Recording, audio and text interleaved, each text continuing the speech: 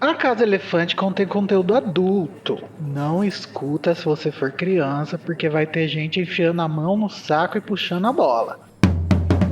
Olá, sejam bem-vindos à Casa Elefante. Puxe uma cadeira, pede um café e vem discutir a obra de J.K. Rowling capítulo a capítulo com a gente. Hoje, o 34º capítulo de Harry Potter e as Relíquias da Morte, De Volta à Floresta.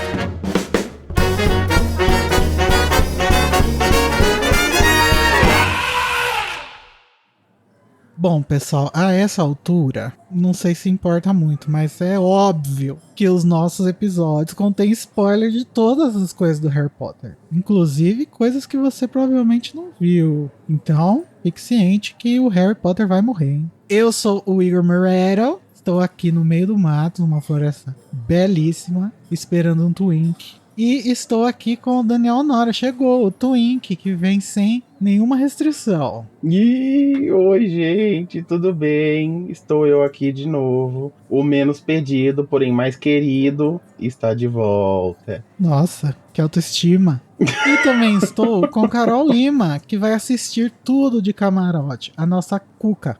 Eu com visto privilegiado para o mamódromo da Floresta Negra, né, gente? Será que é uma bênção ou uma maldição?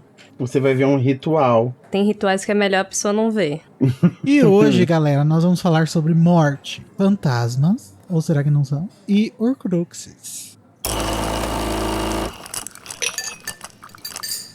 Galera, nós temos mais 3 episódios para saírem depois desse aqui, hein? Ou seja, você tem só 3 semanas para comentar o que você quiser que a gente comente no último Metendo a Colher, que vai ser depois do epílogo. Então, Daniel, se eles quiserem mandar um comentário, o que eles podem fazer? Conta um pouquinho pra gente. Se vocês quiserem comentar a última oportunidade, vocês podem mandar uma mensagem no nosso grupo do Telegram, que se chama o Grupo Elefante. Lá o grupo provavelmente vai continuar existindo depois que a gente concluir aqui a leitura dos capítulos. Então já entra para você se familiarizar com as pessoas, com os ouvintes, encontrar uns amigos. De vez em quando rola RPG também, é bem legal. Rola promessas, né, de RPG.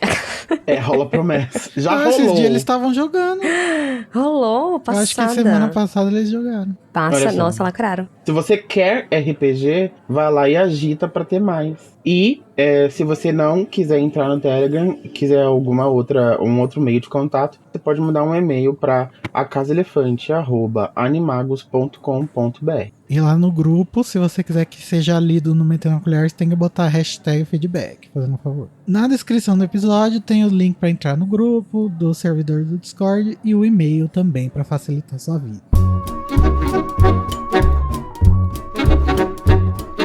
Mas agora, vamos para o duelo de resumos, que é aquele momento em que o Daniel e a Carol vão disputar para ver quem vai ser o reizinho ou a reizinha do resumo de 30 segundos desse capítulo. Hoje tá fácil, né, galera? Porque não acontece nada.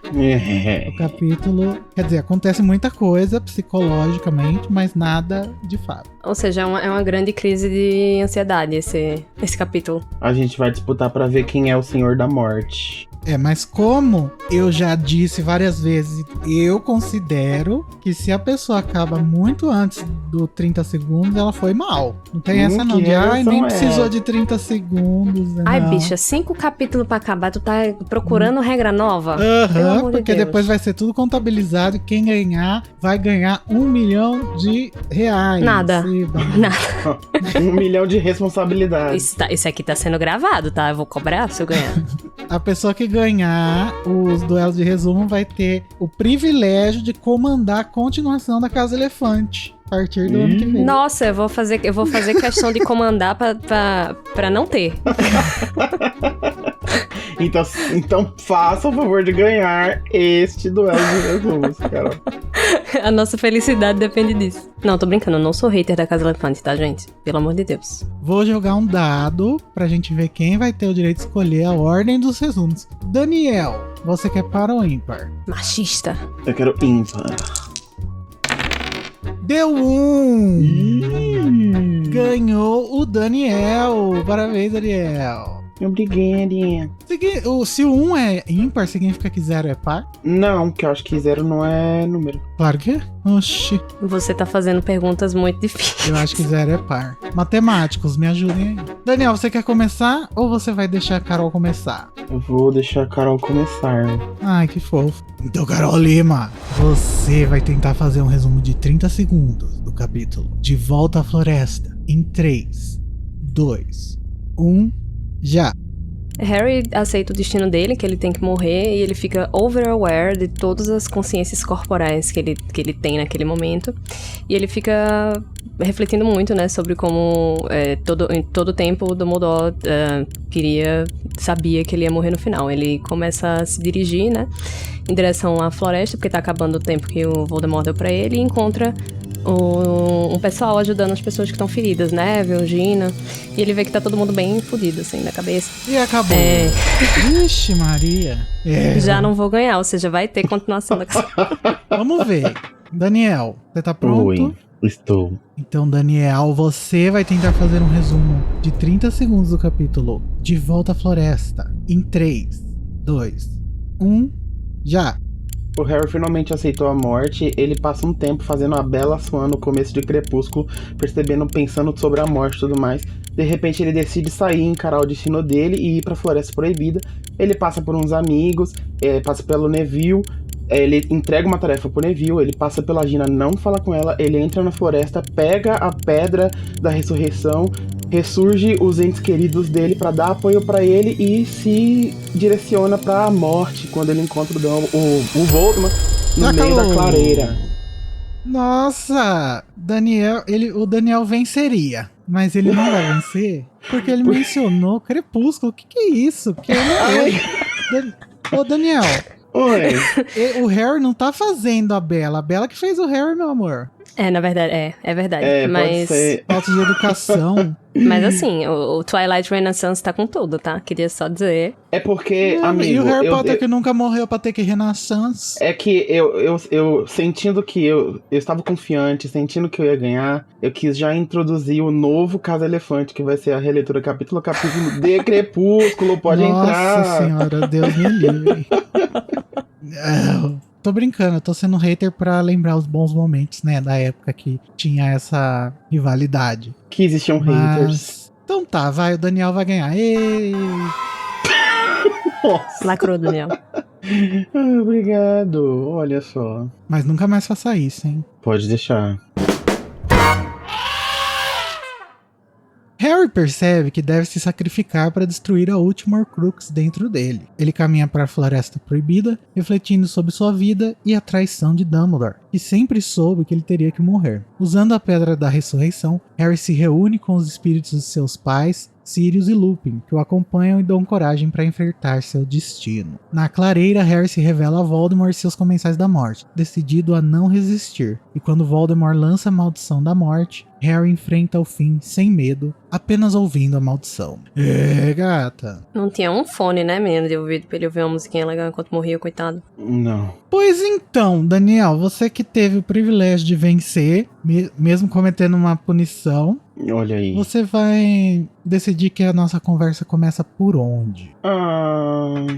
Eu vou decidir começar pela parte do capítulo que mais me pareceu, assim... Eu ia dizer que mais me teve um conteúdo, assim, mas não é isso que eu quero dizer, porque é um capítulo muito bonito. Não é um capítulo sem conteúdo, não é isso que eu quero dizer. Essa parte do capítulo é a parte que mais eu pude parar pra ter uma reflexão nesse capítulo, porque é um capítulo muito de contemplação, né? E aí a minha reflexão nesse momento foi a seguinte, que nesse momento onde o Harry conversa com o Neville, o que ele faz? Ele pede para o Neville, ele quer garantir que a tarefa vai ser terminada apesar de tudo. Apesar até de, se Deus o livre, o Rony e a Hermione morrerem. Então ele acaba pedindo pro Neville matar a cobra se mostrar o pau. Ele encontrar a cobra, né? Se ele mostrar o pau. Meu Deus!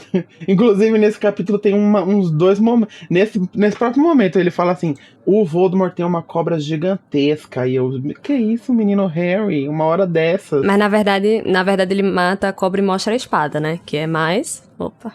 Exatamente. O Harry tá todo. Ai, o Voldemort tem uma cobra gigantesca. O outro momento que você comentou foi que ele tava querendo penetrar na floresta. Exatamente. A quinta série saúda. Mas enfim, ele pede então para o Neville dar um fim a Nagini. E eu fiquei pensando sobre isso.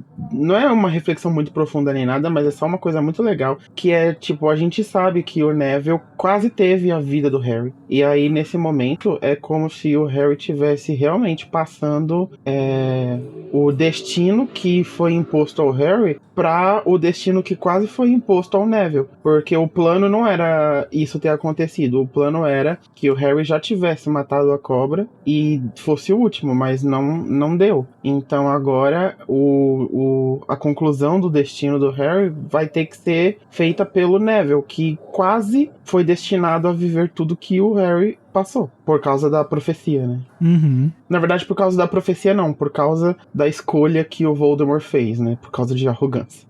Que ele escolheu o Harry para amar e destruir. Uhum. É engraçado, né? Porque o Neville não teve o destino porque o Voldemort escolheu o próprio Harry, né? Uhum. Mas o Harry escolhe o Neville depois, né? E aí ele, de certa forma, vira o eleito. Porque sim, exatamente. Na falta do Harry, o Neville que tem que fazer, né? Sim, e é muito legal porque o Neville teve essa crescente, assim, ao longo da história, porque ele era um zero à esquerda, né? Era. Tadinho do mocinho. É interessante que o Harry escolha ele, né? Porque agora que ele chegou em Hogwarts e viu que ele tá aí liderando a guerrilha, ele se sente seguro pra pedir pra ele, né? Eu acho que se não fosse isso, ele ia pensar, o Rony e Hermione sabem que vão fazer alguma coisa. Uhum. E eu acho que o Neville acabou se tornando uma pessoa bem parecida com o Harry, assim. Tipo, o Harry estaria no lugar do Neville ali, ajudando a pegar os corpos das pessoas e tal, porque o Harry é esse tipo de pessoa, sabe? Nossa, gente, o que aconteceu, né, com o Neville? Aconteceu alguma coisa com o Neville, né? Que ele parou, ele deixou as inseguranças pra trás. Eu queria. Aconteceu uma ditadura, amigo. Ai, não. Então deixa aqui. Abafa. Só se fora do proletariado. Mas era isso, muito bom essa crescente e essa conclusão, assim, essa conexão final de destinos. Os três estão, de certa forma, entrelaçados. Mesmo que o Neville ficou de escanteio por muito tempo, foi inevitável, assim. Rebateu agora nele de qualquer forma e vai terminar com ele, como a gente bem sabe. Como você bem sabe, ouvinte, o episódio tem spoilers, então a gente já sabe que o Neville vai fazer a boa, né? Vai.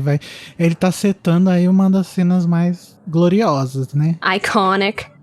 Mas, gente, o que aconteceu? A hora que, um pouco antes disso, o Harry encontrou o Neville e o Olivia Wood carregando o corpo de quem? Coitado, o próprio Colin Creevey, o fã número 1 do Harry. Ai, tadinho. Ai, pesado. Tadinho. No filme, quem morre é o irmão dele, né? O Nigel lá, não é? Na verdade, não é irmão, mas é o personagem que vai substituir e condensar ele e o irmão.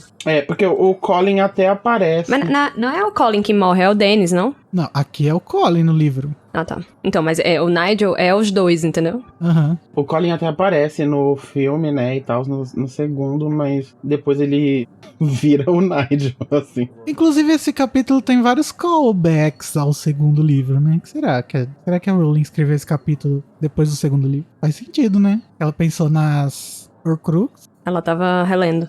Ou ela pode ter escrito depois. Pode ser que ela tenha escrito ao mesmo tempo, assim, no mesmo período, momentos muito importantes com as Horcruxes, pra garantir ali uma coesão, sabe? Uhum, lacrou. Bom, e outra coisa também que acontece nesse momento é que ele pensa que isso que ele tá fazendo, que é passar o que ele deve fazer pra alguém, é a mesma coisa que o Dumbledore faria, que o Dumbledore fez com ele. Uhum. E aí ele se... E aí é que a gente eu sinto, pelo menos um pouco, de como o Harry tá aceitando, assim, o que o Dumbledore fez como uma coisa, no mínimo... necessária, né? No mínimo, assim, não... amoral, sabe? Não é bom nem ruim, é uma coisa que deveria ter sido feita e, Sim. enfim. Ele não ficou com raiva, né? Ele ficou, mas agora passou. Não, eu acho que ele chega ao entendimento que era necessário. Tipo, Sim. beleza, estamos num cenário onde existem coisas acima dos sentimentos dele. E eu não sei se foi nesse momento ou um pouco mais pra frente, mas ele até fala, ele pensa assim, eu preciso ser como o Dumbledore, ele chega a mentalizar isso. Então ele realmente entendeu, assim, o que o Dumbledore fez. Pode ser doloroso e tudo mais, mas tem que ser feito. Mas, voltando um pouquinho mais, eu acho muito interessante, assim, esse estado de consciência que o Harry fica quando ele aceita, né, que ele vai morrer e é isso. E como ele, de repente, fica muito mais ciente do corpo dele, né? De como o coração dele tá acelerado. Como ele fica, tipo, ouvindo as coisas que estão acontecendo. Porque em breve ele não vai estar mais, né, no corpo dele. E ele tem medo, como é natural, né? Quando a gente vai encontrar uma coisa desconhecida, principalmente ele que sabe que ele tem que morrer. E é muito nobre, né? Ele escolher se entregar, mesmo assim, sabendo que o fim dele é a morte, e que pra ganhar ele tem que se sacrificar, né? Uhum. Novamente, ele dando uma de Bella Swan, só que dessa vez Bella Swan quando virou vampira. Nunca pensei muito em como morreria. Eu amo. Eu acho que a J.K. Rowling colocou muita coisa, muitas reflexões do Harry sobre a morte aí nesse capítulo, né? Esse capítulo é sobre aceitar a morte e sobre a morte, né? Eu sinto muito como essas reflexões que o Harry tem no decorrer do capítulo são muito parecidas com os sintomas de tanatofobia, que é o medo da morte, né? É crônico, é uma condição psicológica, né? E a pessoa passa a vida inteira com essas reflexões aí que ele teve nesse momento de morte. E o Harry passou a vida fugindo disso, né? Ele realmente passou a vida como se ele fosse o irmão do conto lá. Tipo, não conscientemente, porque o irmão do conto conscientemente vestia a capa no conto, né? Independente de ser real ou não. No próprio conto ele vestia a capa da invisibilidade para não morrer. Mas o Harry não conscientemente foi essa pessoa, assim. Ele sobrepujou a morte quando ele era bebê e o resto da vida inteira dele ele ficou lutando porque a qualquer momento, em todos os livros, ele teve uma chance de morrer e não aconteceu. Eu acho muito interessante, né, que ele fala assim que, não que ele tivesse medo de morrer, mas era só que a vontade de viver dele era muito maior. E eu acho que é muito isso que aconteceu, assim. E pra mim, é nesse momento que ele se torna verdadeiramente Senhor da Morte, não por ter posse de todas as Horcruxes, de todas as relíquias, nada do tipo. É porque ele, de livre e espontânea vontade, vai aceitar e vai acolher a morte como uma velha amiga. E é isso que ele vai fazer. Ele vai caminhar de cabeça erguida, sabendo qual é o destino dele. E isso é maior do que todos esses objetos, né? Sim, isso é uma coisa que se perde muito no filme, né? Nossa, sim. Mas assim, o que é que não se perde no filme? Não, sim, mas é que, sei lá, isso não tem como, né, traduzir. Só se botasse um voice-over. Né? E aí ia ficar péssimo. Yeah. Então, assim, não tem muito o que fazer. Eu sinto que as únicas histórias de Harry Potter que encaixam voice-over seria até o Pedra e o Câmara. Tipo, eu consigo imaginar o Pedra e o Câmara com um voice-over numa adaptação visual. Agora o restante não, porque o tom muda muito, assim. Mas eu acho que um diretor visionário conseguiria. Vamos ver aí na série, hein? Que delícia. Uma frase que me pega e me pegou já desde a primeira vez que eu li é essa dos batimentos do coração que a Rowling escreve. Seus batimentos estavam contados. E assim, não são só os do Harry, né? Os de todo mundo. Sim. Eu fiquei, meu Deus, nunca pensei nisso. Não, é que se você parar pra pensar, você não vive. Se você parar pra ficar refletindo nessas coisas, você simplesmente não vai. Porque a única certeza que a gente tem na vida é que a gente vai morrer. E é engraçado como a gente não consegue tratar com naturalidade desse tema, né? Porque ironicamente, como eu disse, é a única certeza que a gente tem e a gente fica tentando negar, né, a veracidade disso. Ai, mas tem gente, eu acho que pra algumas pessoas é melhor mesmo negar, porque tem isso, né? Se você não conseguir lidar bem com esses pensamentos, você vai travar, vai virar um nihilista radical. Mas é porque eu acho que a gente devia ter, como sociedade, um relacionamento mais natural com a morte, porque é um processo como qualquer outro, né, da vida. Ah, amiga, mas desde os egípcios eles não se conformam com a morte. Vão fazer o quê, né? É tipo, esse capítulo é cheio de reflexões que se encaixam a todo mundo. O Harry só tá tendo elas agora porque ele tá... Que bateu, né? Bateu. Bateu. Porque tipo, vai acontecer mesmo e vai acontecer em breve. Uhum. E tem que acontecer. E aí a gente entra, desculpa, os amigos aí, ateus, mas... o Harry é Jesus Cristo aqui nesse capítulo, gente. Não tem o que fazer. Amigo, sim. Não só nesse capítulo, né? Mas. Inclusive, eu tava esperando um momento assim.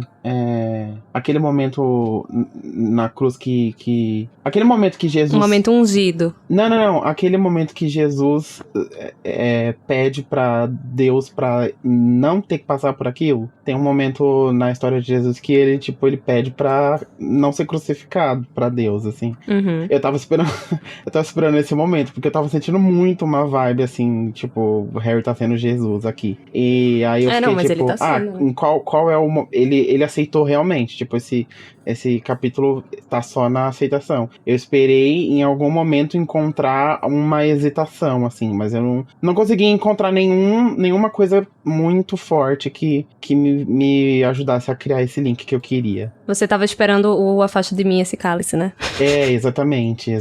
Não, mas é que eu acho que na narrativa da Bíblia, esse negócio do Jesus se arrepender de ter aceitado morrer faz parte daquela história de como que os judeus, os romanos, as pessoas que estavam contra ele são cruéis, né? A ponto de castigar ele, a ponto dele duvidar do próprio pai, que seria Deus, né? Isso, é que, se eu não me engano, na história, ele tava já sendo crucificado e tava, tipo, um processo muito doloroso e penoso, então ele pede pra acabar logo. Uhum. Só que, tipo, teoricamente, Deus não poderia fazer nada porque ele tinha que aguentar até o fim. Ele não poderia abreviar. Então eu tava esperando algum afasta de mim esse cálice do Harry, mas não veio. Não que seja um problema, é só uma curiosidade, assim, entendeu? Não, até porque nem tem tempo pra isso, né? A morte dele é instantânia. Então ele não tem muito tempo. Eu acho que isso acontece antes dele aceitar a morte. O Por que me abandonaste? Ele diz ao Dumbledore, né? No começo do livro. Uhum. E a gente pode até fazer um paralelo, né? Dessa descida de Harry do castelo à Via Crucis. E aí, por isso eu acho importante e interessante que aparecem em todas essas pessoas que ele vê. Porque são como se fossem as estações mesmo, sabe? Tipo, ele vacila, ele observa, né? Ele fica, não, vou passar rápido porque eu não quero nem ver Rony e Hermione, porque senão eu não vou. Ele vê a Maria, que é a Gina. A Gina é a Maria, né? Ó, Maria. Então... A Maria é a mãezinha. Maria é a mãe dele. Não, né? A mãe dele é a mãe dele. Não. Então eu acho muito interessante, assim. Eu acho que a Gina é mais aquela mulher que limpa a cara dele. Limpa o rosto, né? Porque ela tá meio que fazendo isso, né? Falando com a menina, ei, tá tudo bem, não sei o quê. Sendo que a menina tá desesperada. Ou se você for Dan Brown, ela é a Maria Madalena. Boa. Mas é interessante como nesse momento, né, nesse processo de aceitar a morte, no leve desespero que ele fica ali, ele fica tipo, mano, eu queria só ir pra casa, quero que acabe essa merda, não sei o que. Só que ele não tem mais casa, né? E Voldemort também não tinha, Snape também não tinha e... Ele já tá em casa, ele disse. Ele já tá em casa e Hogwarts é esse lugar que abriga todas essas pessoas, esses proscritos, né? É mais um momento onde voltou pra mim Conto dos Três Irmãos, porque ele fala como Hogwarts era uma casa pra ele, pro Snape e pro Voldemort. E aí, pra mim, de certa forma, eles são os três irmãos do conto, né? Tipo, a capa, a varinha e a pedra. Porque se o Snape tivesse a pedra na mão, com certeza ele já teria trazido a mãe do Harry pra falar com ela, né? Essa é uma interpretação poética que fizeram, né, do Conto dos Três Irmãos, que a Rowling chegou a dizer que ela gostava muito, né, de pensar nos Três Irmãos como esses personagens. Sim. E o Dumbledore como a morte, né. Ah, encaixa muito bem. E aí, outro assunto que eu queria comentar sobre o calvário do Harry é sobre a epígrafe. Eu sinto muito que ela permeia todo o tema do livro, mas eu acho que aqui ela se encaixa muito, que é aquele trecho das coéforas do Ésquilo, em que ele tá amaldiçoando a morte, né, o fato de gente morrer. E também a cura dentro e não fora de casa, né? Também. Que a cura é ele é o jovem que tá ali se dispondo a estar na guerra e a resolver esse conflito. Uhum. E o começo, né, que é muito essa... chamando a morte da desgraça inerente à raça. Inerente à raça, que é justamente isso, tipo, a certeza que nós temos. Amigo, fala um pouco pra quem, assim como eu, não sabe o que é coéforas. É uma tragédia grega, né? É uma tragédia grega. E aí, nesse trecho, se eu não me engano, eles estão se referindo a todos os horrores que aconteceram por causa das tragédias de Troia e como são os jovens que vão, tipo, resolver, sabe, esses problemas das gerações passadas. Só que quando começa a desgraça inerente à raça, tá falando da morte, né? O grito torturante da morte e o golpe que atinge a veia. Então, As Coéforas é o segundo livro de uma trilogia do Ésquilo e fala sobre isso que a Carol falou. Conta a história da família do Agamenon. Cusão. Gente, os gregos, né? Eles passavam lá o dia inteiro fazendo gaysices e escrevendo histórias incríveis. Que delícia.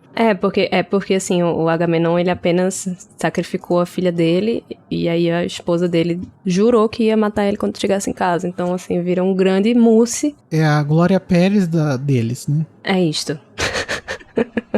Inclusive as Helenas, né? Olha aí, ó. Bom, enfim...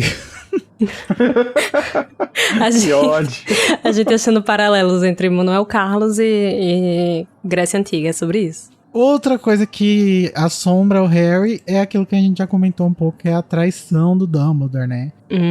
Ô pai, por que me abandonasses? Só que aqui ele já tá meio que aceitando, né? Como a gente diz. Ele já entendia e ele chega a dizer que é elegante, né? Ele morrer, porque daí não desperdiçaria nenhuma mais vida. O fato do Dumbledore ter criado ele como um porco pro abate é elegante. Tá vendo? Não só criou ele como porco pro abate, como se certificou que fosse ele a procurar e destruir os Horcruxes. E, no fim, que ele chegasse ao entendimento que ele próprio era uma delas. E como ele já estava nessa missão, ele teria que continuar. Mas uma coisa que o Harry não sabe aqui, porque o Dumbledore não chega a falar isso pro Snape na memória que ele viu, é que o Dumbledore desconfia que ele não vai precisar morrer, né? Desde o Cálice de Fogo. Mas é só uma desconfiança. Uma suposição, Um vai que, um supositório. Né?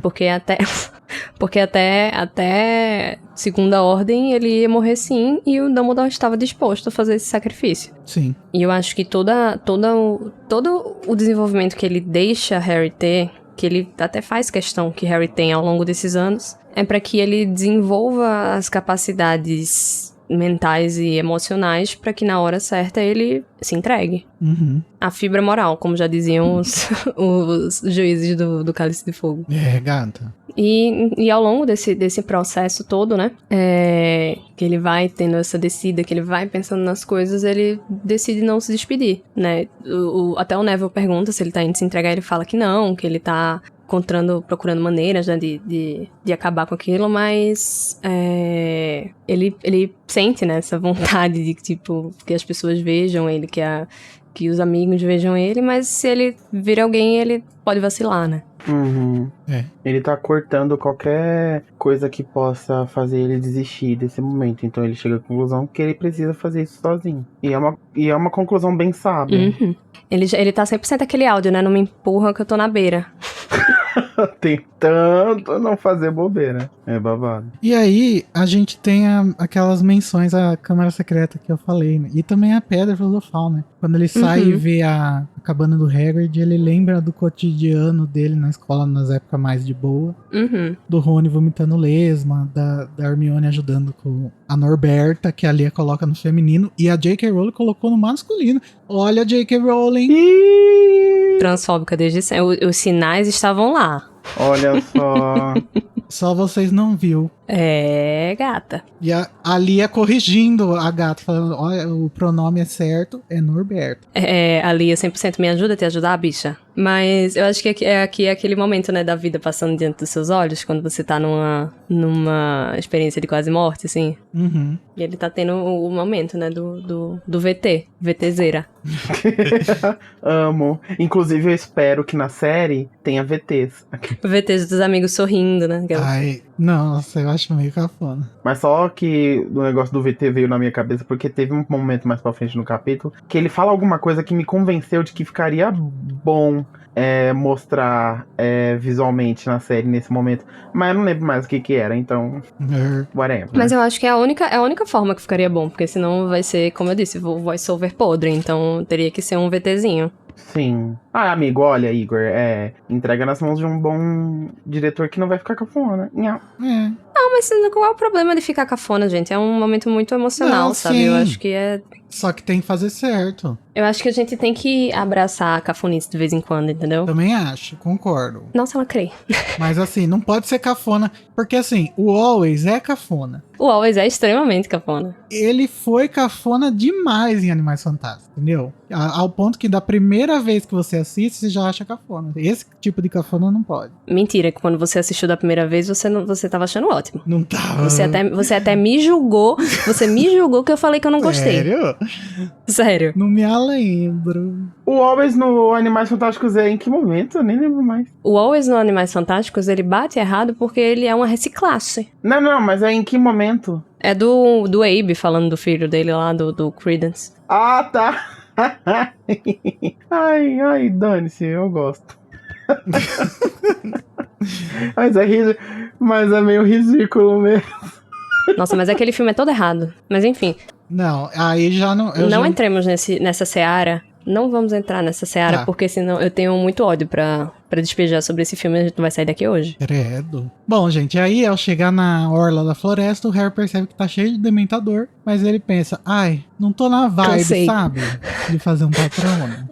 Não tô na vibe. Tô pensando na morte da bezerra, do Harry. Eu tô na beira, A bezerra.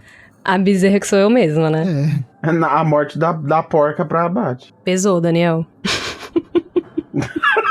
E aí, nesse momento, ele percebe que, já que é o fim, já que é o fecho, já que é o lacre, talvez seja agora uma boa hora pra tentar abrir o pomo de ouro. Aí ele abre e vê que dentro tem a preda, que era do anel lá dos Slytherin, e ele usa a preda da ressurreição. Gente, mas cadê o anel? Nesse anel tinha pelo menos 1/2 quilo de prata. 950. Ah, o Dumbledore já vendeu pra comprar um vestido. Vendeu pra financiar a escola, não foi que tava Pra foda. financiar o caixão luxo dele. Você acha que aquele caixão luxo foi financiado como? De mármore. Você acha que ele ia se... Você acha que uma gay ia se deixar ser enterrada por um caixão do governo? Não, meu amor. Tá, vocês me convenceram. Foi pra comprar o caixão, mas não ia dar pra pagar. Ele tá economizando faz tempo já, peraí. É porque foi isso e um pouco mais, entendeu? Olha só, foi uma piadoca, mas de certa forma o Dumbledore fez a mesma coisa que ele fez com o Harry, ele fez consigo mesmo, né? Porque ele se preparou pra própria morte, assim. Tipo, ele também aceitou a própria morte da mesma maneira que o Harry tá aceitando agora. Mas ele tinha 200 anos, né?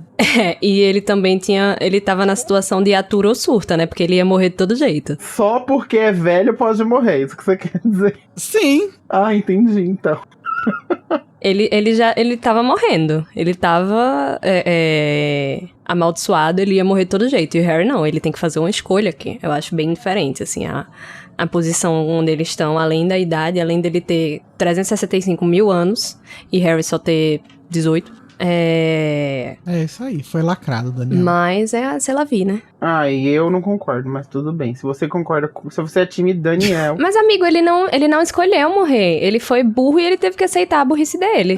Aí atura ou surta. É do mesmo jeito que a gente aceita morrer, né? Porque fazer o quê? Bom, eu não aceito. Não, eu acho que E o Harry não. O Harry ele tá ativamente indo se entregar pra morte. Eu acho que ele não planejou que fosse desse jeito, mas que ele não hesitou em nenhum momento de que seria necessário a morte dele pra... Eu quero dizer assim, o Dumbledore sabia que ele ia morrer e que ia ser por causa da causa. E ele não se importa com isso, sabe? É isso que eu quero dizer, assim. Não que a morte do Harry foi bem planejada. Não que a morte do Dumbledore foi tão planejada quanto. Mas eu acho que, de certa forma, ele não tinha medo de fazer o que tinha que ser feito, porque se chegasse ao ponto de que o que tem que ser feito vai causar a minha morte, tudo bem. Não, sim, isso sim, mas eu só não acho que tem essa intenção que você tá imprimindo, sabe? Ele não, tipo, não, eu vou me sacrificar aqui por motivo A, B e C. Não, Isso eu já vou morrer mesmo, então aproveita.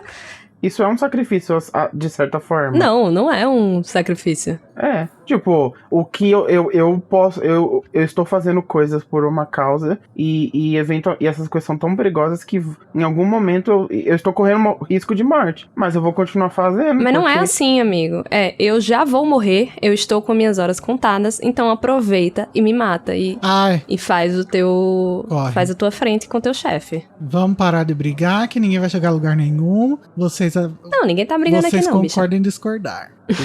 Tá bom. Então tá. O que vocês acham? Vamos sair um pouco da narrativa, da aparência dos fantasmas. É interessante, né? Eu acho estranho. Eles não são fantasmas, mas também não são pessoas, mas também não sei. A narração só fala o que eles não mas não deixa claro nada, né? Eles são o holograma da Hatsune Miku. Eu acho que é bem coerente com a descrição do conto, assim, sabe? Que, de certa forma, dá um conforto, né? De ter aquele contato com a pessoa, pelo menos intelectual, mas que não é uma pessoa viva e nunca será. E não tem o que fazer quanto a isso, sabe? Uhum. Eu acho que a narração quer transmitir o quão é não suficiente, o quão o comeback que a pedra faz é não suficiente pra ser um definitivo, assim. Uma ressurreição. Então, eu acho que é até pior do que as coisas que não são. Então, tipo, não é uma ressurreição e também não é um fantasma. Tipo, seria melhor se fosse um fantasma. Tipo, não é nada. No final é isso, tipo, não é nada. Então, a pedra da ressurreição é um bait. É um bait cruel, sabe? Mas eu fico pensando, do mesmo jeito que eu penso no Dumbledore do próximo capítulo, o que são? Essas pessoas são a alma daquelas pessoas que viveram? Elas são uma reprodução daquelas pessoas que viveram? Eu queria entender melhor. Mas às vezes o mistério é mais interessante do que a resposta. A resposta, com certeza. Eu acho que o máximo que pode ter uma analogia pra mim é que é como se fossem lembranças. Da mesma maneira que funciona quase como os quadros de Hogwarts. Porque, tipo, os quadros do mundo bruxo, no caso. Que os quadros do mundo bruxo, eles respondem e eles parecem ter consciência própria. Mas eles não são um fantasma, eles não estão vivos, não estão mortos, eles são uma pintura. É meio estranho também. Então é um caminho por aí, é alguma coisa nesse meio termo, sabe? Entre uma lembrança, eu acho. É um modelo de linguagem, o chat Gepeto. É um chat GPT. Que ótimo. Não, mas eu acho que assim, eu acredito que eles aqui e o Dumbledore no próximo são projeções que o Harry próprio faz. E porque eles não são vistos por outras pessoas, né? Então é só o Harry que tá vendo. E a Lilian fala uma coisa que dá a entender que ela tá acompanhando o Harry. Ela fala, você tem sido muito corajoso, não sei o quê. Como assim? Sim. Tanto que eu fiquei assim, se essa é a Lilian de verdade, então será que no pós-vida você consegue ver, acompanhar os seus entes que estão vivos? Mas o próprio texto se contradiz dizendo que na voz do Lupin, que o Lupin diz que não vai poder ver o próprio filho crescer. Então, peraí, como assim? Né? Então faz até sentido o que mas você é falou diferente, né? Ver e eu acho que conviver. Eu acho que ele Sim. fala muito nesse sentido de conviver e estar lá nesses momentos, né? Sim, ele não vai estar presente e tal. Mas na hora o que me ocorreu foi isso, tipo assim,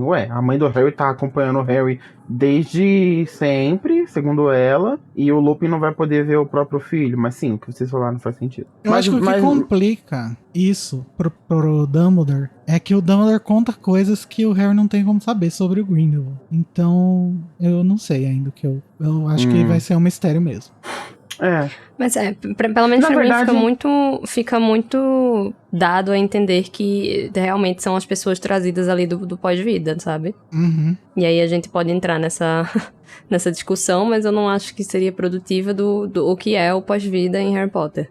Não seria produtivo, porque a gente não ia ter como chegar a lugar nenhum. Mas e aí, por que vocês acham que o Dumbledore não aparece aí? Eu já sei a resposta, é uma resposta retórica, pergunta retórica. Eu verdadeiramente não sei, por isso eu até perguntei na pauta, assim, porque eu não sei se a narrativa entende que ia virar uma grande discussão ali, né, que o Harry com certeza ia querer respostas, ou se simplesmente o Dumbledore nesse momento não é uma figura de conforto, né, pro Harry, como eram essas pessoas que apareceram. Além do fato de que pra narrativa ele vai aparecer depois, né, lá no livro. Não, além disso. Além disso. Como eu comentei durante a leitura, pra mim é porque o Dumbledore não vai passar uma... O Dumbledore não tá no posto de família, assim... Tá, talvez ele esteja, mas não é isso que eu quero dizer. O Dumbledore, apesar de o Harry não estar com raiva do Dumbledore nem nada, mas ele não é a pessoa certa pra aparecer nesse momento, eu acho. Querendo ou não, o Dumbledore fez parte desse grande plano e tudo mais. E... ele não seria uma figura pra aparecer ali. Ele ia aparecer ali, o Harry ia querer ficar conversando com ele, falando alguma coisa e tal. Tipo, as outras pessoas, a família, os pais do Harry e tudo mais, iriam aparecer e ia ser uma, igual a Carol falou, uma coisa reconfortante, ia encorajar ele a fazer o que ele tem que fazer. Não ia questionar ele nem nada. Provavelmente o Dumbledore não ia ser a melhor pessoa pra dar as caras, mesmo que o Harry não estivesse com raiva dele. Mas é melhor, nesse momento é melhor você ter a própria mãe, o próprio pai e os melhores amigos. Tipo, o Sirius no caso é da própria família, mas o Lupin é melhor amigo ali de todos eles. Então acho que por isso que ele veio no comboio. Sirius é padrinho. Sirius é padrinho. Isso, o Sirius é da família, foi o que eu disse. E família, padrinho assim da família como não. pai. Amigo, pra todos os efeitos né? No Brasil não, mas em outros países como os Estados Unidos sim. Tá bom. Mas eu acho isso, assim, mais ou menos o que você falou, que o papel que o Dumbledore teria aí não seria o papel de conforto. Ele não ajudaria em nada. Eu acho que é por isso que ele não Talvez aparece. ele complicasse um pouco as coisas. Não que o Harry ia brigar com ele, mas, né... Não. Não brigar, mas ia ter, tipo, uma grande conversa, assim, e não tem nem tempo pra isso. Né? Não é o momento pra isso. Eu acho que apareceu quem o Harry precisava. E ele não porque precisava. O Dumbledore, o Voldemort em toda a sua misericórdia só deu uma hora pra juntar morto e cuidar de ferido não é nada. É verdade. Mas, e será que o Harry mentalizou quem ele queria que aparecesse? Ou ele só... Tipo, não. As coisas fluíram, sabe? Eu acho que não. Dá a entender que não. Ele abre o olho e fica meio surpreso. Ele não sabia o que ia acontecer quando ele terminasse de rodar a pedra e aconteceu o que aconteceu. Foi o destino que quis, tá vendo? Eu acho que as pessoas que apareceram são as pessoas que ele se identifica mais, que ele acha que vão entender ele. Eu acho que o Dumbledore tem um distanciamento, assim, meio vertical dele. Quanto que ele olha pros pais e pro Lupin e pro Sirius mais horizontalmente.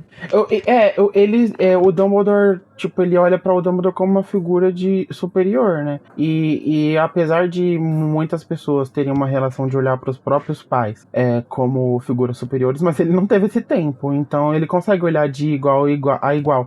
Tanto que os próprios pais se sacrificaram por ele. E aí agora ele também vai a idade próxima da que ele tem agora, né? Exato, então eles são realmente iguais ali, né? Ele vai se sacrificar agora tal qual os pais fizeram antes.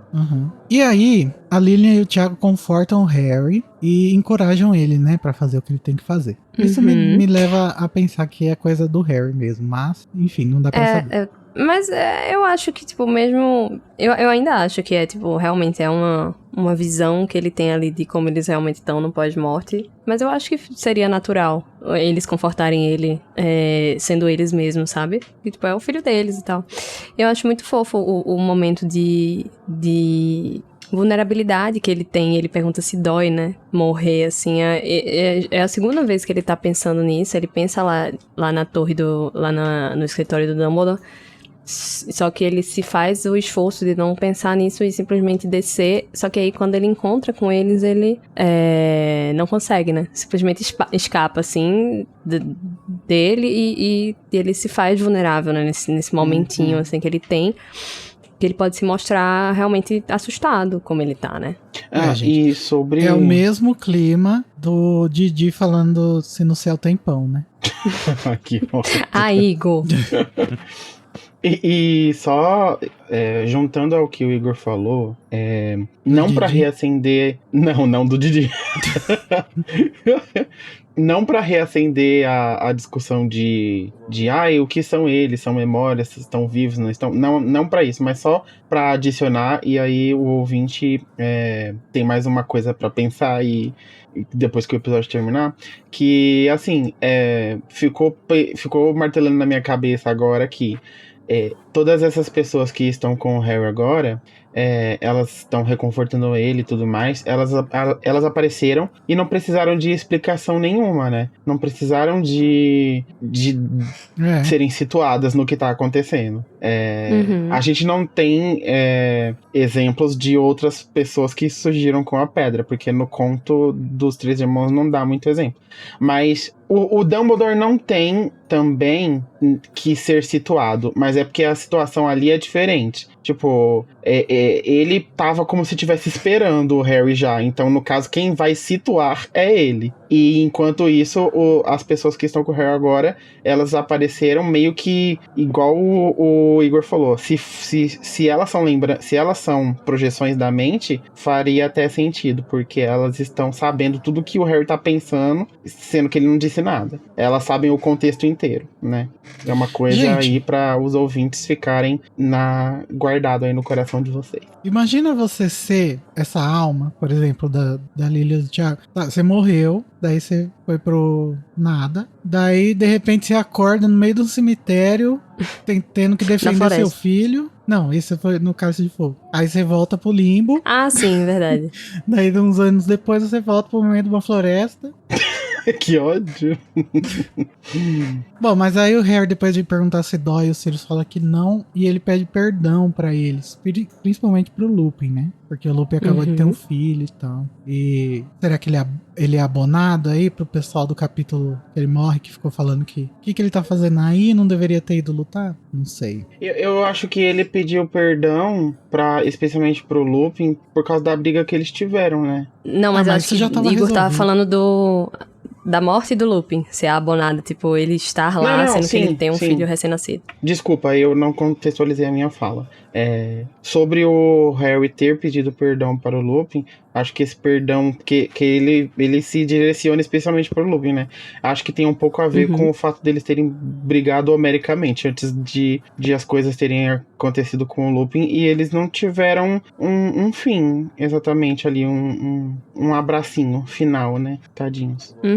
Mas a vida é assim, né? Às vezes a pessoa morre e você estava brigada. Não adiantou nada, né? A briga, porque o Lupin foi lá lutar numa guerra com o filho recém-nascido. Enfim. E ainda o Harry que pediu perdão. Veja como são as coisas. É porque ele que tava vivo. E aí, assim, os espíritos se mostram, né, como essas faces de conforto pra Harry e garantem que vão ficar com ele até o fim. E Harry, muito fofamente, olha pra mãe dele e fala, por favor, fique perto de mim. Ai, gente. E ela fala always. Aqueles. Não. Não, porque senão ia ficar paia. E Tem uma coisa interessante que fala que os dementadores não causam efeito pro Harry. E os espíritos agem como patronos. Eu acho interessante isso, que eu acho também que os dementadores não fazem efeito pro Harry porque ele já tá tão na fossa que não tem, sabe? Não tem o que tirar de bom ali, né? É. Eu acho que é uma licença poética, amigo. Porque se a gente parar pra pensar, os patronos do Harry mais forte, assim, quando ele começou a fazer patronos, ele puxava as memórias boas do pai e da mãe. E aí agora, pela primeira vez, ele tá acompanhado do pai e da mãe. Então é como se a lembrança feliz dele tivesse materializado ali. Apesar de ele estar no momento derradeiro final, ele também, ao mesmo tempo, tá feliz, de certa forma. Tipo, ele tá confortado e tal. Ele tá muito em paz. Então é uma licença poética, talvez, do tipo, ele tá tão... Isso significa tanto, a memória feliz dele tá ali, quase que fisicamente, que os dementadores não vão fazer nada mesmo. É. E aí, ele ouve a voz do Yaxley e do Dolohov conversando e vai atrás deles quando eles decidem avisar o Voldemort que chegou a hora de lançar a bomba nuclear lá em Hogwarts, que não deu certo. E aí eles chegam onde ficava Aragog, onde era a casa do Aragog. E o Voldemort tá lá, do lado de uma fogueira, contando os dedos, né? Assim, meio cabeça baixa, esperando. E ele tá meio decepcionado, né? Eu jurava que ele vinha. Gente, nessa hora, fala a narração dá um vislumbre geral, assim, de como que tá essa composição. E aí passa... Imagina uma câmera. Imagina que a narração é uma câmera, né, de filme. E aí ela vai passando pelas pessoas que estão em volta ali da clareira. Os comensais e tal. E fala um pouco sobre como eles estão. E eu fiquei imaginando, gente, imagina o que é estar ali, sabe? Eles ficaram 1 hora com o Voldemort estático, parados na frente dele. Ninguém podia dizer um A. Deve ser um Imagina clima. a torta de climão. Uhum. Exatamente, deve ser, nossa, jogo, como é o negócio do BBB? Jogo do monstro, meu Deus do céu. Não tô acompanhando o BBB, mas fiquei sabendo. E os comensais, eles, quando dá a hora, né, que o Yaxley e o Dolor voltam, os comensais começam a querer falar com o Voldemort, né? Tipo, a gente passou 1 hora aqui em silêncio, Voldemort, e agora? Daí ele dá um coice neles e fica lá na depressão emo dele. Eu achei que ele ia vir, não sei o quê. O meu Twink não vem. E nesse momento, o Harry solta Levei um a bolo. Pedra da Ressurreição, fazendo ela ficar escondida pra sempre ali, só ele que sabe. E quando o Voldemort fala, aparentemente eu me enganei, o Harry fala, não se enganou não. Nossa, tan tan tan. E aí a gente percebe que o Hagrid tá ali, né, que a gente não sabia. Uhum. E o Hagrid... É porque a gente só descobre quando ele começa a gritar, né? Outro momento de desespero, deve ter sido assim, que horror, né, pro Hagrid. Eu acho que essa cena é muito boa no filme. Ela passa muito esse clima, assim, de Passa bastante. tensão, o Hagrid gritando. Ai, meu coração. E aí o Voldemort vira e encara ele com os olhos vermelhos dele. E a única coisa que o Harry consegue pensar nessa hora é na Gina. Eu acho muito interessante como ele quase que conjura um patrono, né? Assim, um patrono simbólico pra dar força pra ele nesse momento, assim, dele simplesmente aguentar e aceitar e não fazer nada e morrer. E ele faz isso pensando em Gina, né? Gente, mas eu queria que ele pensasse no Rony e Hermione. Desculpa aí. Pensando na namoradinha. E os amigos. É tipo, esse negócio dos amigos me pega um pouco também. Tipo, no livro foi mais tranquilo pra mim, porque a gente tá na cabeça do Harry, então a gente vê como se, assim, se eu interagir com eles, capaz de eu desistir de tudo, então por isso que eu não vou falar nada. Mas, tipo, no filme, por exemplo, ele dá um abraço, a Hermione dá um abraço nele e tal, e ele não dá um abraço no Rony, eu fico puto da vida, eu fico, querido, vá dar um abraço no seu melhor amigo, sabe? Mas é porque eles são britânicos, né? Travados. Que ódio. Quando bebe, fica um chupando o pau do outro, mas quando não tá bêbado... Meu Deus. Antes de a gente concluir com o que a gente sabe o que vai acontecer, eu queria falar uma coisa que... Agora, Igor, enquanto você estava narrando os fatos que estão acontecendo nesse momento, no capítulo, eu fiquei pensando como a dualidade desse capítulo, assim, que ele é muito pleno, ele é muito pacífico, né? E é uma coisa horrorosa que tá acontecendo, assim. Essa cena, principalmente essa cena da clareira, ela é muito tranquila. Tipo, ela transmite uma paz, por assim dizer, na narração e tal. Só que se a gente parar pra colocar 2 segundos, a gente vai entender a realidade dessa pessoa, como diria a mulher Pepita, e a gente vai perceber que como é pesado tudo que tá acontecendo, né? Não é tão pacífico assim, não, igual a narração tá fazendo. É uma dualidade muito incrível. A gente sente o impacto, né, Nicole? Sim, então, tem um e impacto. na primeira versão de Harry Potter, ele é torturado, né, pelos soldados romanos, né? Aqui nessa segunda versão, não, ele vai pacificamente em direção ao preto. Exatamente. E aí, ele vê a boca do Voldemort se mexer, um clarão verde, e tudo desaparece. Né, gata? Morreu. Vocês, antes de sair o livro, tinha, né? E aí, o que vai acontecer? O Harry vai morrer? Todo mundo achava que ele ia ter que morrer. Vocês achavam que ele ia morrer? Eu achava que ele ia morrer. Eu não lembro. Nunca achei. Mas nunca achei porque eu acreditava no poder do protagonismo. Eu não lembro o que eu achava, Mas também, assim, eu era criança, então, tipo... Ah, eu também. Se eu tivesse... É que eu quero dizer que se eu tivesse lendo hoje, provavelmente eu teria acreditado. Assim... acho que vai terminar assim, com ele morrendo. Faz sentido, sabe? Mas a criança... Depois um Game of Thrones no seu currículo, né? Mas a criança, ela acredita nisso Não, impossível, né? Vai ficar tudo bem. Vai acontecer alguma coisinha. Então acho que eu nunca duvidei. Mas e aí, agora, o que será que vai acontecer? Ninguém sabe. Vamos descobrir semana que vem. Será que vai acontecer alguma coisinha? E cadê os spoilers que nós temos? Que hipocrisia é essa? Não, era só até aqui os spoilers. A partir de semana que vem a gente não sabe. Ah, tá bom. Bom, galera, é isso. Essas são nossas impressões, nossos comentários, a nossa releitura. E você não se esqueça de mandar a sua lá no nosso grupo do Telegram, pelo e-mail. Conversem com a gente que estamos chegando ao fim. Vamos agora então para o momento depressão, o momento raiva, o momento morte, o momento Avada Kedavra.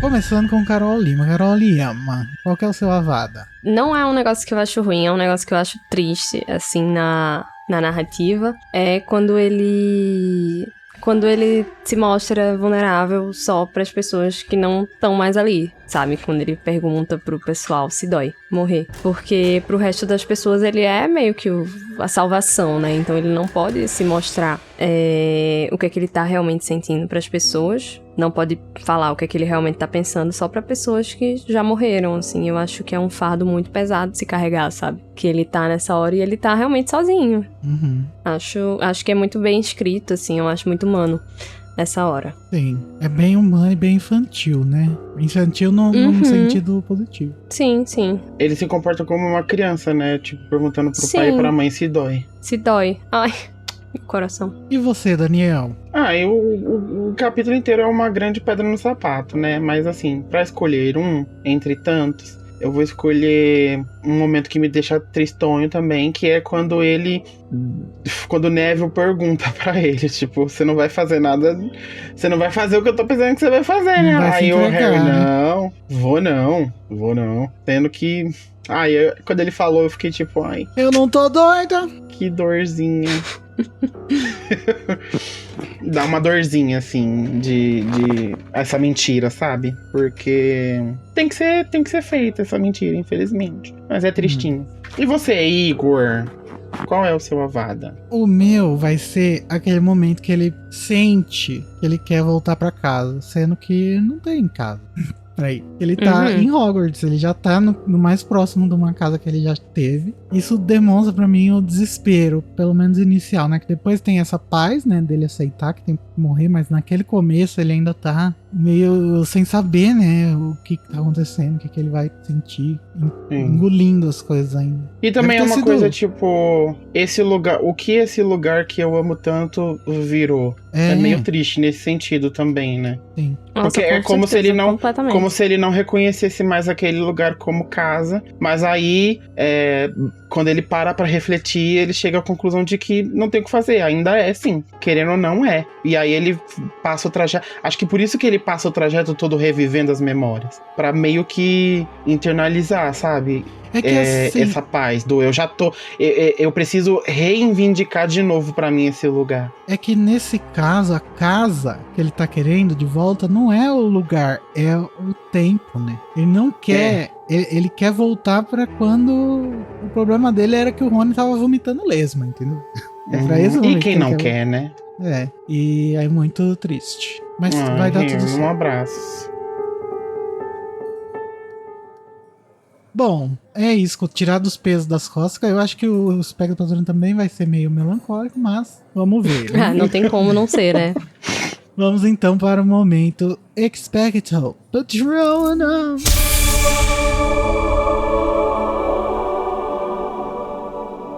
Agora, começando com Daniel, filho. Radcliffe. Não, Ele pode Nori. entrar. Qual é o seu patrono, Daniel? Eu. Ai, amigo, nem parei pra pensar. Pra dizer a verdade, vou dando uma recapitulada aqui. Dando uma recapitulada aqui na minha mente, muito brevemente. Talvez o momento que ele vê a mãe e o pai, sabe? Assim, porque é fofinho. É bom saber que ele tá bem assistido no momento que ele mais precisa. Não tem muito o que falar, porque ao mesmo tempo que é confortável, é triste, mas é o que dá pra, é o patrono que dá pra fazer. A gente vai ser igual o Harry aqui, não vai estar com vontade de fazer patrono, né? Uma hora dessas. Podia ter cancelado, mas agora já foi. E você, Carol? O meu também vai pra essa parte, onde ele encontra os pais e realmente, assim, tem um pouco de conforto nessa hora, porque tá foda, né? Tá muito foda. Tá fueda. Eu só mais um comentário extra, assim. Parabéns pro Harry, mas aí talvez seja eu que seja um pouco burrinha, porque eu sou muito ruim com enigma. Talvez eu não tivesse os fantasminhas do meu lado, porque numa hora dessas eu nunca, meu Deus, o fecho, abro no fecho. Eu ia tá pensando nisso, menina? Não ia. Não, parabéns, eu também não, Harry. mas... Sua cabeça funciona. Mais uma vez, a J.K. Rowling escrevendo uma descoberta. O Harry é assim, né? Quando ele descobre uma coisa assim do nada, é um momento de um tropecinho da J.K. Rowling, né? Ele tava pensando assim, pronto, o jogo acabou, hora de descer da vassoura. Opa, jogo? Pomo de ouro? Nossa! Que mecanismo, não é mesmo? Mas a gente perdoa. Não, eu passo o meu pano que ele é uma pessoa que funciona muito bem sob pressão e não tem momento que ele esteve mais sob pressão do que esse momento aí. Mas eu acho que não precisava disso. De tipo, pensar, como se o jogo tivesse acabado. Tem que descer do ar, não sei o que. Falava só que ele chegou no fim. É porque ela precisou invocar esse assunto do absoluto nada, porque uma hora dessa o leitor já não tá lembrando disso. Mas até eu não tava lembrando. Na hora que ele começa a pensar em quadribol, eu falei, oxe, o que tá acontecendo? Daí que eu lembrei que ele tava com aquela bendita bolsinha lá no pescoço até agora. Bom, e gente, você, Igor, qual é o seu aspecto? Eu queria dar o meu patrono para esse capítulo como um todo, porque eu acho ele muito importante. Ele é muito emocionante, e tem muito simbolismo. Essa conexão com a história de Jesus é muito óbvia e é muito gostosa, principalmente por a gente ter a conexão que ninguém quis, mas a gente tem, né, com o cristianismo, obrigatoriamente.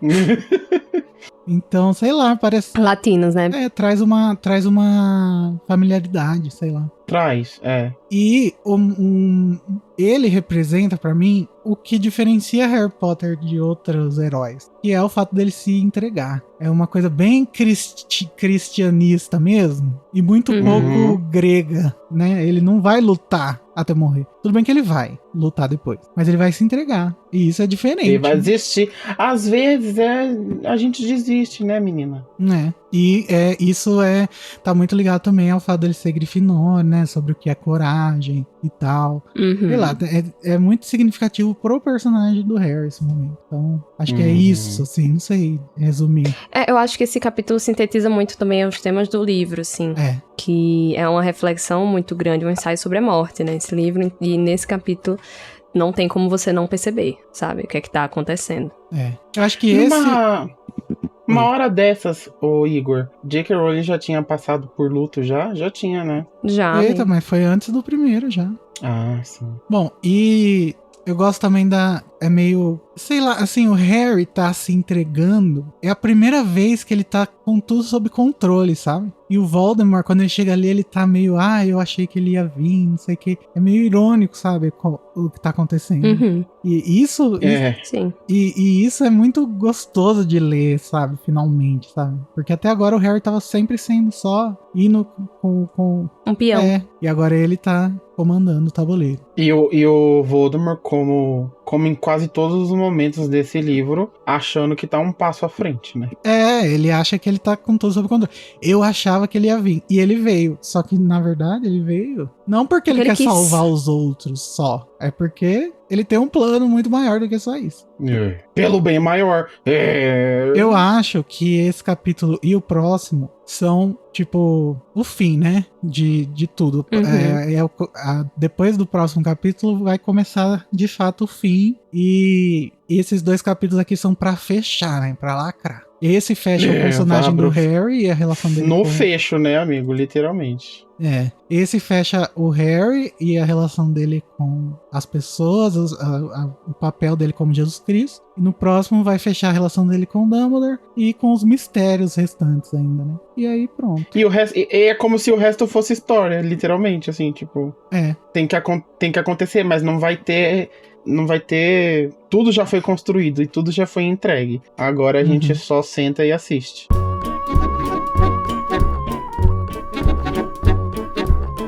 Então é isso, galera. Agora que o Harry morreu e acabou o Harry Potter, nunca mais vamos voltar. Não, brincadeira. A gente pode partir para o próximo episódio, onde a gente vai pegar um trem e seguir em frente. Que bonito. No capítulo Mande notícias do mundo de lá, diz quem fica. Tchau. Tchau. Beijo.